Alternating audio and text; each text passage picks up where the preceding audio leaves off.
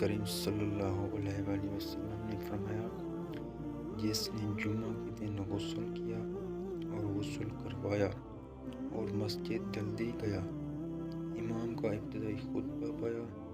اور امام کے نزدیک ہو کر خطبے کو سنا اور اس دوران خاموش رہا تو اس کو ہر قدم پر 1 سال تک روزے رکھنے اور تہجد پڑھنے کا اجر دیا۔ رسول اللہ صلی اللہ علیہ وآلہ وسلم نے فرمایا، جب تم میں سے کوئی شخص جمائی لے تو اس کو اپنا ہاتھ منہ پر رکھ لینا چاہیے، کیونکہ کھلے منہ میں شیطان داخل ہو جاتا ہے۔ نبی کریم صلی اللہ علیہ وآلہ وسلم کے 5 سنہرے فرمان: تم نجومی کے پاس نہ جایا کرو، قبروں و سجدہ گاہ مت بنو،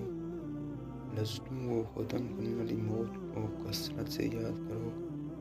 دنیا میں ایسے رہو جیسے اجنبی یا مسافر۔